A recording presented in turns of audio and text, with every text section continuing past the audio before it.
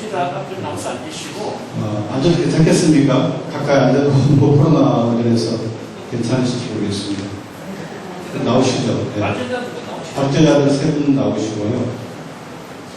토론자분께서도 준비하고 계시다가 한꺼번에 이렇게 질의에 대해서 답변하는 그런 방식으로 진행하겠습니다. 질문 모아지는 동안에 국 교수님 질문한 거에 대해서 간단하게. 네, 먼저 하시죠. 첫 번째 초대교회 때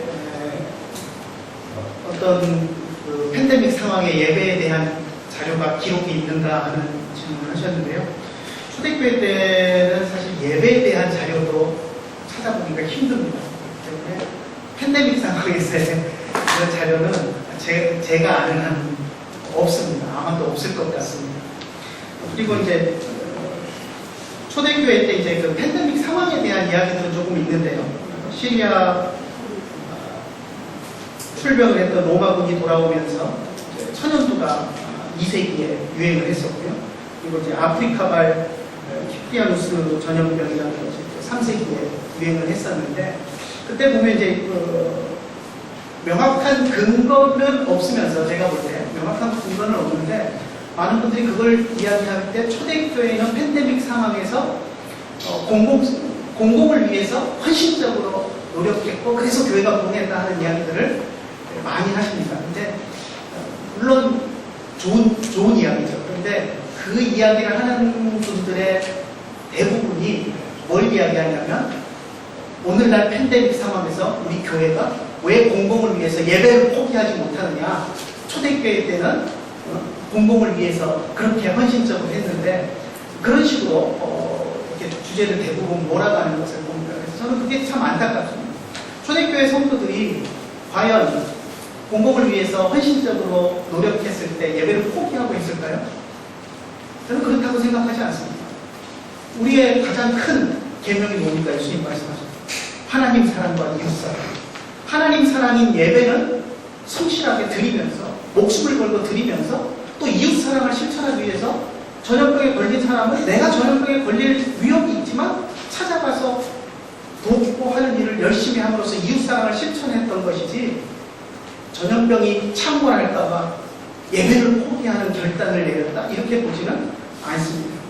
어떤 그런 측면이 있고요.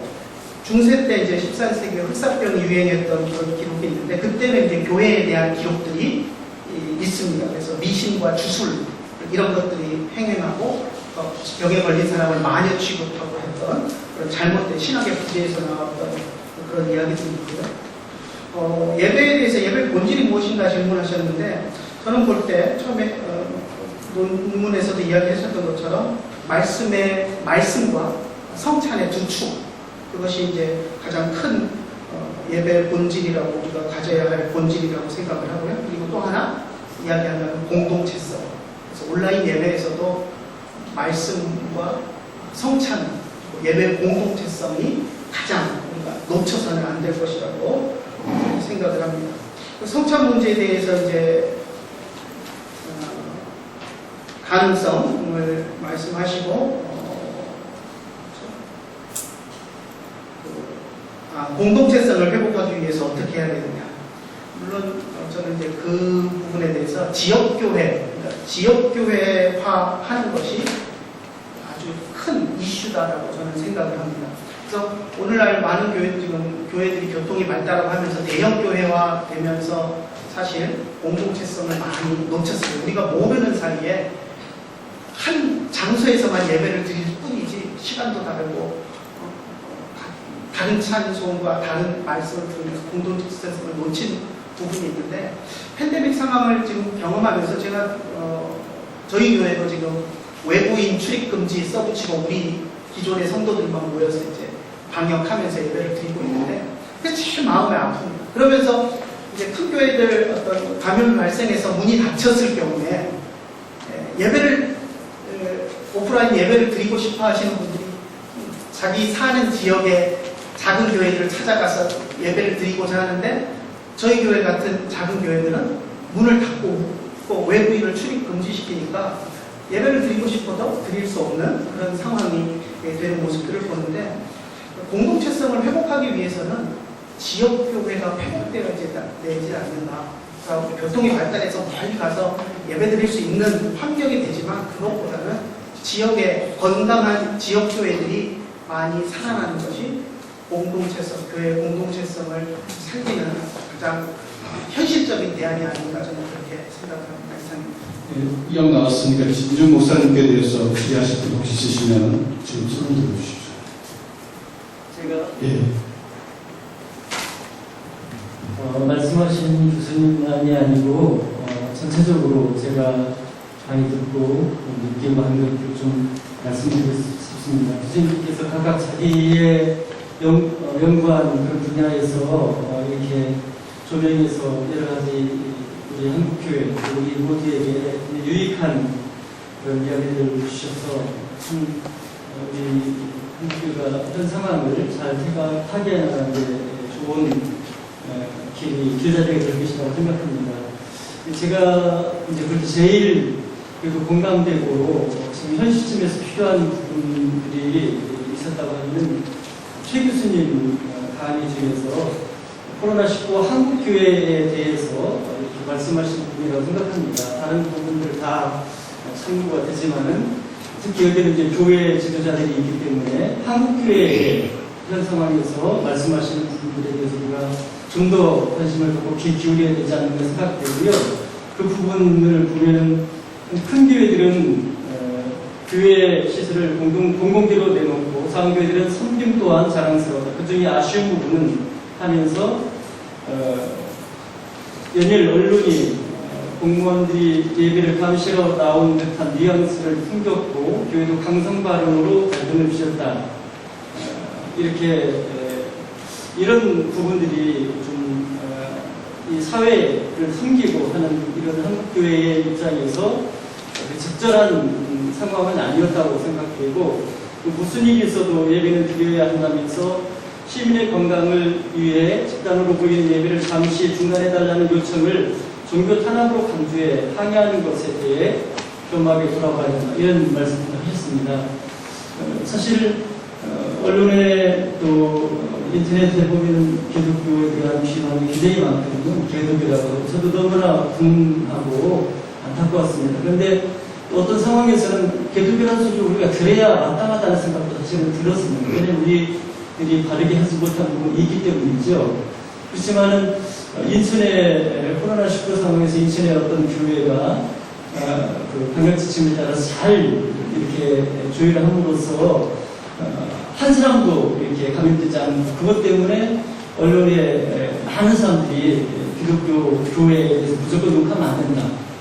그들이 한 이 일들이 우리 한국 교회나 또 모두의 방역 지침에 표준이 되어야 된다. 이런 말들을 했습니다. 그래서 교회가 한국 교회가 세상으로부터 비판받는 것은 그들이 괜히 공연히 교회를 비판하고 지탄하는 단순히 그것만은 아니라고 생각합니다. 한국교회가 이런 부분에 대해서 세상에 빛이 되고 모범이 되고 섬김이 되어지는 것이 중요한 그런 우리가 가져야 되는 초점이라고 생각합니다. 네, 여러 가지 말씀 잘 주셔서 감사하고요. 또 다른 질문 있을 분 있으시면 앞으로 해서 손을 들어주시기 바랍니다. 네. 이상환 교수님께 주일 예배하고 주일 집합 예배할 그 개념 거의를 정확히 왜 집합이 들어갔는지.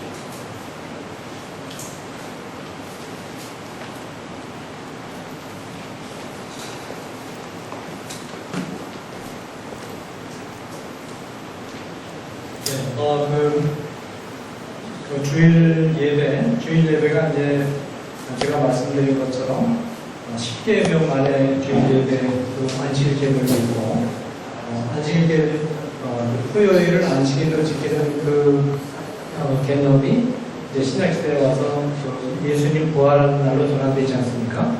그것도 이제 사도의 모범에 의해서 그렇게 전환되는데 그래서 이제 첫째는 우리가 구약 성경에 등장하는 안식일을 지키는 방식이 신약시대 주의를 지키는 방식하고 이제 거의 통하거든요. 그런데 물론 평일에 드리는 예배도 거룩하지만 구약 성경에 분명히 물론 평일에도 예배 드리지만 주일에는 별도의 예배를 드리라고 분명히 명령을 하고 계십니다.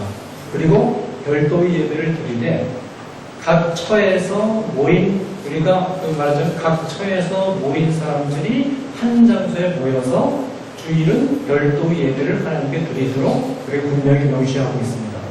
그렇기 때문에 우리가 주일에 드리는 예배는 특별한 예배적인 상황, 특별한 기상 상황, 코로나19나 이런 것으로 인해서 인간의 생명에 심각한 가까이 모여가지고 분명히 전염의 위험성이 있고 그래서 많은 사람들이 이제 그 전염돼 가지고 이제 어떤 피해를 볼 수 있는 그런 상황이 아닌 한 장소에 모여서 집합으로 모여서 서로 교제하고 서로 얼굴도 보고 목소리도 맞춰서 찬양하고 그렇게 예배드리는 것이 표준적인 주일 예배의 방식이고 그래서 우리가 될 수 있으면 주일에 말하자면 흩어지지 말고 한 장소에 모여서 예배드리는 것은 굉장히 중요하다 그렇게 생각합니다. 제가 질문한 거에 무슨 집합이라는 단어가 있는 뉘앙스를 질문했습니다. 그리고 한국교회에서 여태까지 모든 주일 예배라고 했지 주일 집합 예배라고 해서 11시에 예배나 이런 글자를 쓰지 않았습니까? 그러니까 저는 보편적이고 일반적인 얘기를 지려고 했을 것이고 또 한마디는 집합이라는 단어에서 주는 것은 예배는 자율적으로 신앙의 자유에 의해서 예수를 구주로 고백하는 사람들이 모이는 것이지 어떤 의력의 집합이라는 단어는 어떤 외적인 힘이 가해진 거거든요. 지시에 의해서 하는 집합인데 하는 이런 여러 가지 자발적인 것이 상당히 필수적인 용어를 굳이 써야 될 이유가 있는지 물어보고 모인다는 싶고 의미가 그다음에 그래도 선불에서 앞에는 뚜껑이도 싣고 주일 예배라고 해놓고 본 예배에서는 주일 집합 예배를 했으니까 뭔가 그 단어의 사용이 국가에서 사용하는 단어는 명령을 했던데 그 단어를 우리가 쓰는 것이 부적절하다고 얘기를 해야 되는데 그 단어가 쓰여진 것이 아닌가 그런 얘기시죠? 네, 그런 얘기로 여기서 이제 집합이라는 단어는 단순히 평범한 의미로 같이 모여서 예배 드린다. 그 정도로 이해를 하면 그 악용될 수 있다는 얘기가 일반적인 것을 여기서 발표를 해야 되는데 항상 어떤 교수님의 특정한 적용을 했어요. 그래서 지난번에도 한번 그런 적이 있어서 제가 지적을 했죠. 법신학적 정당성이라고 해서 법적 세계 정당성을 그렇게 얘기했어요. 그러니까 이런 것들은 보편적인 것을 얘기를 하고 그다음에 내 개인 의견을 얘기하는 것이 올바른 저는 태도라고 생각하는데 주일 예배라고 여태까지 통상적으로 해왔지 주일 집합 예배라고 쓴 적은 단 하나도 본 적이 없습니다. 그러니까 그런 점들을 제가 한 거지 교수님한테 공박 주려고 한 건 아닙니다. 예, 알겠습니다. 제가 다시 한번 말씀드리겠습니다. 주일 예배는 뭐냐면 한 곳에 모여서 예배 드리는 것이 성격의 명령입니다. 그런 의미에서 이제 도태어 집합이라는 말을 써도 일반적인 의미에서 써도 제가 생각할 때는 뭐 틀렸다고 생각되지는 않는데 정부에서 나누고 있기 때문에 정부에서 자꾸 얘기를 하니까 맞습니다. 얘기를 하니까 이제 그 용어가 약간 부담될 수 있겠죠. 예, 알겠습니다. 예, 다시 말씀드리겠습니다. 질문하셨던 분도 두 번째 질문자뿐이 아니라 많은 질문자가 계실 것입니다. 그래서 이렇게 하시는 것을 제가 제안드립니다. 저희 학교 홈페이지가 2개가 있고요. 그 통해서나 또는 1600 국가상봉 저희 대표전화를 통해서 전화가 제가 직접 받으면은 필요한 자료도 드리고 의견에 대한 답변도 드리고 이렇게 할 것을 제안드립니다. 왜냐하면 오늘 가장 또 중요한 20분짜리 공익거리통의 출연자 관리라는 또한 20분 정도 소요되는 또 설명이 있습니다. 그래서 질의토론을 여쭤보에서 마치고요. 필요한 여러 가지 또 지금 추가 준다는 말씀드린 것과 같이 대표전화로 전화를 주시거나 하시면 성실히 답변해 드리도록 하겠습니다. 좀 양해해 주시고요. 이 다음 이제 발표하실 분은 김영근 회계사님을 모시겠습니다. 안세세운법의 대표이시고요. 종교인과세 전반적인 것을 많이 연구하시고 교회 전반이라든지 세법 전반적으로 많은 연구 결과물을 발표를 통해서 여러분들에게 설명을 드리겠습니다. 박수로 환영해 주시기 바랍니다.